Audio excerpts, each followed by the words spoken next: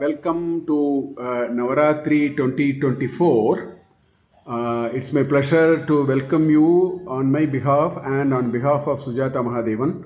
This year we have a special theme, but before we go there, we will quickly look at the usual traditional display. As you see here, we start with Durga Lakshmi Saraswati in the first step. You have the Dashavataram in the second step. In the third step, you have Ramar Darbar and then Hanuman, Ganapati, Meenakshi. We have Rajarajeshwari Darbar and so on. In the next step, you have the Avvayar, Sasta, and then our family deity, Dakshinamurti and Kannappa Nayanar. As you go down, the next step you have the Ashtalakshmi as the main display. Going one step down, you have the Gurus, Avatara Purushas, Shankaracharya and disciples, Buddha, etc. And in the last step, of course, you have the Chettiar and his wife, shops, then the animals, which is a traditional kind of a setup, and that is what it is. Then we will move on to the theme for this year. Start with this year's theme. This is a bird's eye view of this year's theme. We will go near and see the details. As you see here, the theme for this year is the Sants of Maharashtra. Maharashtra has had some great devotees. And let us start with the genesis of this story. The story starts here. We have Indra, who with Vajrayuta tried to kill Vritrasura, and Vritrasura was in a meditative position. He was very upset with this act of Indra. He cursed him to become a stone. So Indra was very worried. He goes to Vishnu and asks, how do I get redeemed? And Vishnu says, I will come to Bhuloka as Panduranga in Pundalika's ashrama and you will be redeemed at that time. So that marks the beginning of this entire story of the sons. So we'll go to Pundalika Varade, his ashram. This is what it is. Pundalika Varada, who lived in the 13th century, was very disrespectful of his parents. He had no reverence to him, and this was going on like that. One day the parents decide to go to Varanasi, and Pundalika also tries to follow and find where they are in Varanasi. But in the meanwhile, he found something very interesting. He found three ladies who are very dirty and all that. He go into the hut, comes back after doing some work, they are glorious. So Pundalika asks, what is going on? What is the secret behind it? Who are you? Then the three ladies said, we are Ganga, Yamuna and Saraswati. Thousands of people wash their sins in us, and how do we take off our sins? And we just go and do Shrama Parihara here and we get back all our glory. Pundalika asks, how is it possible? So he said, ask the Rishi who is part of that. So Pundalika asked the sage what is the secret behind it. The sage says, nothing, I only have a very reverential attitude with which I attend to my parents, nothing more. So Pundalika understands the mistakes that he has done. He finds his parents, bring them back, attends to them with a lot of reverence very diligently.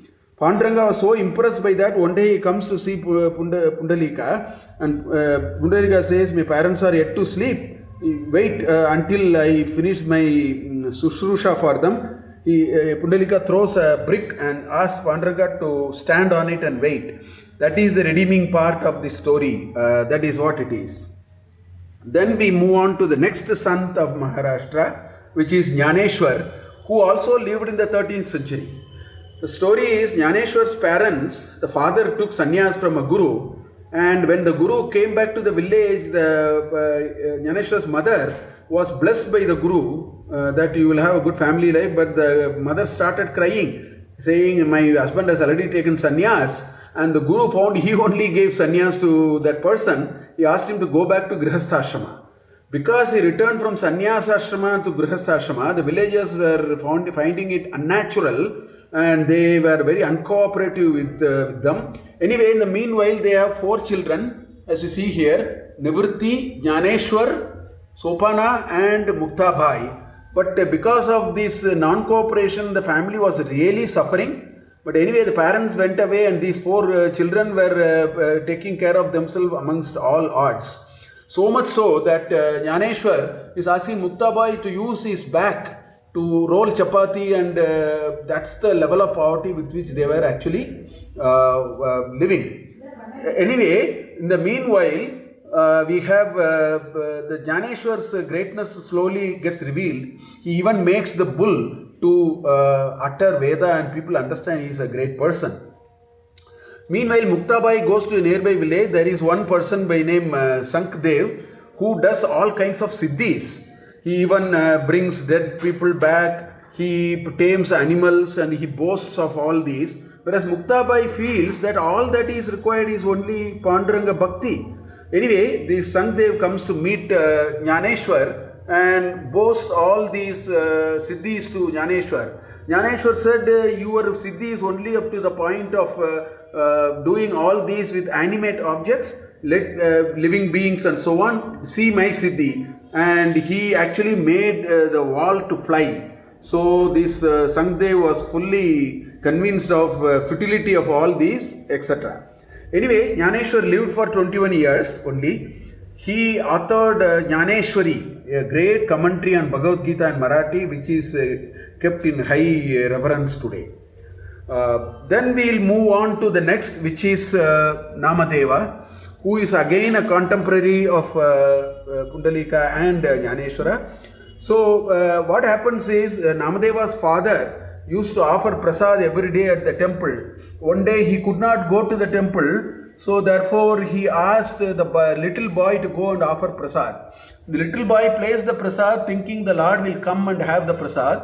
The Lord did not come, so he was deep devotion. He was banging his head on the wall, and Panduranga simply melted. He came down and then partook the prasad offered by the child. From then on, whenever Namadeva calls, Panduranga will come. That is how the story goes. So it was such a friendly kind of a relationship. So at some point, Panduranga felt that Namadeva must get his jnana and nivritti marga. So he asked him to go in search of a guru. So once when he went, he found a person lying like this with his leg on the Sivalinga. So Namadeva was shocked. He said, what are you doing? Then this old man said, I am unable to move my leg. Why don't you move the leg? So wherever he moved this person's leg, another Sivalinga appeared. So Namadeva really understood the value of liberation, Nirguna Upasana, all those he learned from this guru, and he became a great devotee. Namadeva is credited with a number of abhangs which are very popular. Today people actually sing a lot of them. So that is what this is. Then we move on to the next, which is Janabai, again a contemporary. Janabai was a small little girl, orphaned girl. One day she was with deep devotion, of course, to Panduranga. She was near the Panduranga temple crying, and Namadeva found her and then took her home. She said, I cannot do anything because I am not literate, I have not read anything, I can only at best do household work and so on. Namadeva said, okay, please help me with that. So as you see here, all kinds of work she is doing, pounding, grinding, cooking, everything. But she is the benefit of the great satsanga of Namadeva. Her devotion also grows many-fold and so on. It's going on like that. One day what happens is the cow dung cake that she makes, which is used for yajna and so on, is missing. So she started suspecting what is going on. Then she suspected that the neighbor has taken it. So she engages in an argument with the neighbor. The neighbor said, how do you know I have taken? How do you know which is your cow dung? So Janabai says, if I break my cow dung will even say Vittal, Vittal. Then she actually broke a few of them, and sound started coming out of it, Vittal, Vittal. So that is a level of devotion that Janabai actually has. There's another episode. One day it was heavily raining, and what Janabai saw was that the Namadev's house is sort of sinking because of heavy rain. But then somebody has come and trying to protect and save that entire structure. When she closely watched who he is, she found that this person has a peacock feather on his forehead. he has Vaijayanti Mala and Pitambara. So she understood is none other than Krishna himself has come to save Namadeva's house. So that she narrates Namadeva, and that is the kind of bhakti these people have displayed. Then you have another interesting episode which is known to a lot of people. This is the story of Gorakamba. So Gorakamba is again a great devotee of Panduranga, but he is a potterer by profession. So he does his pottery on the wheel. One day his wife asks him to take care of the child. She is gone to fetch water. As he was working on the pottery wheel, suddenly there are dark clouds which are descending. On seeing the dark clouds, Gorakamba was reminded of Krishna. So in great ecstasy, he was actually in deep devotion while attending on to the pottery work. This child, unwittingly because of the sound of the thunder, I think, it came near the father, but only to see that the father was not even aware of it. The child got consumed into the pottery making wheel, clay and all that. When the wife comes back, she sees that child is no more. And Gorakamba also realizes what has happened. Being great devotees, both of them greatly prayed to Panduranga and Ragumai, and they were blessed. That story we will see later as we see. We will keep it at suspense for the moment. Then we have the next Sant. So far the sons were all in the 13th century, whereas Eknath came in the 16th century. Again a great Sant of Maharashtra. Now this Eknath is a very pious, very equanimous person who goes beyond caste, creed, religion, etc. He is that kind of a person which because of the social order and all that, people were not really very appreciative of his great acts. So he found his living quite challenging. Nevertheless, his bhakti and his equanimity never got compromised. One day he had to do the Shraddha Karya for his father. As you know, the villagers were simply uncooperative, so he doesn't know what to do. As he prayed to the Lord himself came in the form of a small boy and helped with all the chores required for doing the Shraddha Karyam. But then you need 3 Brahmins for for feeding. So Vishnu himself came and sat in the Vishnupada. Brahma came and sat in the Vaivasvata, Vishwadeva. And apparently his father himself came and sat in that Pitrasthana and had his food. This is what the legend is. Such is the bhakti of Eknath.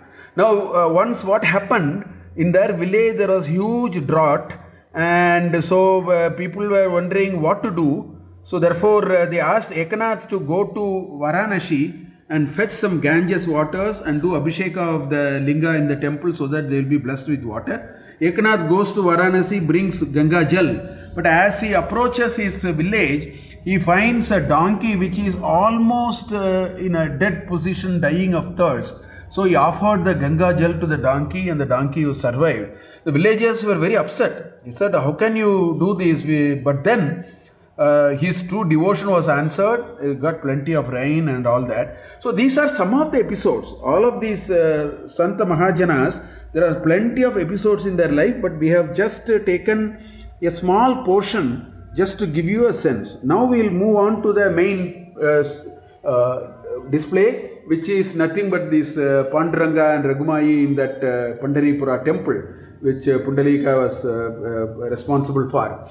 You see the Pandarinath temple here, of course, then you see the main Panduranga temple in the, and this is a place of great worship, not only for Maharashtrians, for everybody who are in the Bhakti movement. There are, as you see, steps here.